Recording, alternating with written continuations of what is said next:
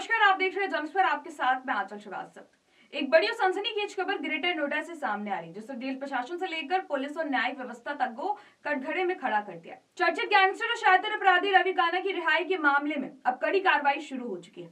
इस पूरे प्रकरण में जिला जेल के जेलर को निलंबित कर दिया गया है, जबकि जेल अधीक्षक के खिलाफ विभागीय जांच के आदेश दिए गए। दरअसल गैंगस्टर रवि काना की रिहाई को लेकर पिछले कई दिनों से सवाल उठ रहे थे। मामला जैसे जैसे तूल पकड़ता गया, वैसे वैसे कारागार प्रशासन पर भी दबाव बढ़ता गया।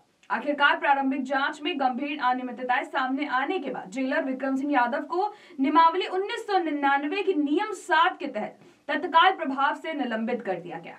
बताया जा रहा है कि इस पूरे मामले की जांच डीजी जेल पीसी मीणा के निर्देश पर डीआईजी जेल प्रयागराज को सौंपी गई थी। जांच रिपोर्ट में ये भी संकेत मिले हैं कि रवि काना की रिहाई की प्रक्रिया में नियमों की अनदेखी की गई है, लापरवाही बरती गई है और न्यायिक आदेशों का पालन नहीं हुआ। इसी आधार पर जेलर के खिलाफ सख्त कदम उठाया गया। अब जरा पूरे घटनाक्रम को समझते हैं। जेल प्रशासन के मुताबिक गैंगस्टर रवि काना को प्रशासनिक आधार पर अगस्त 2024 में गौतम बुद्ध नगर से जिला कारागार में स्थानांतरित किया गया था। 18 जनवरी 2026 को संबंधित मामले में बी वारंट कारागार को प्राप्त हुआ, जिसके तहत 29 जनवरी को आरोपी को न्यायालय में पेश किया जाना था, लेकिन पुलिस गार्ड की अनुपलब्धता के चलते आरोपी अदालत में शारीरिक रूप से पेश नहीं किया जा सका। इसके बजाय वीडियो कॉन्फ्रेंसिंग के जरिए पेशी कराई गई। जेल अधीक्षक द्वारा न्यायालय को भेजे गए पत्र में यह भी दावा किया गया है कि आरोपी के खिलाफ अन्य सभी मामलों में पहले से ही रिहाई के आदेश मिल चुके थे। वो केवल बी वारंट के आधार पर ही जेल में बंद था। जेल प्रशासन का तर्क है कि विषय पेशी के बाद ना तो कोई नया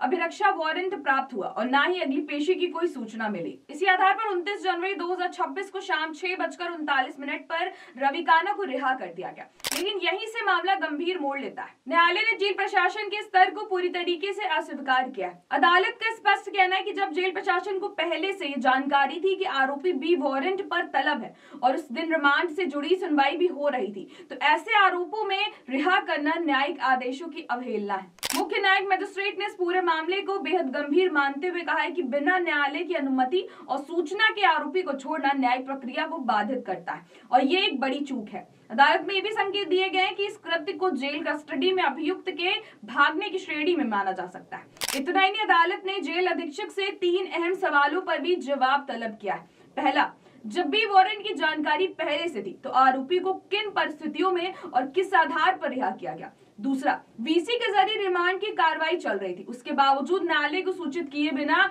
अभियुक्त को छोड़ा कैसे गया।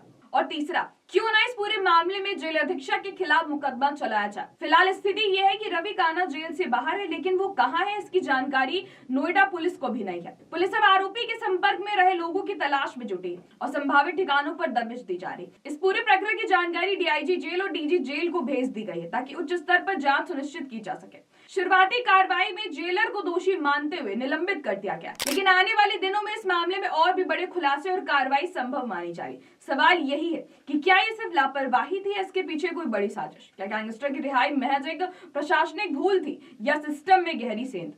इन सवालों के जवाब जांच पूरी होने के बाद ही सामने आएंगे। फिलहाल ये मामला प्रदेश की जेल व्यवस्था पर एक बड़ा सवाल जरूर खड़ा करता है।